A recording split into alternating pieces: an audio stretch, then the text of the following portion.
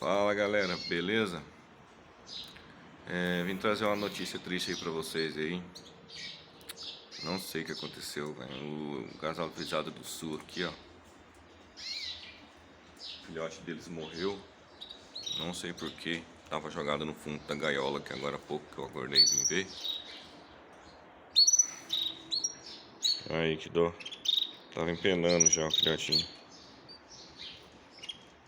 Mano, não sei o que eu faço mais não. Tá bem complicado, viu? Bem complicado.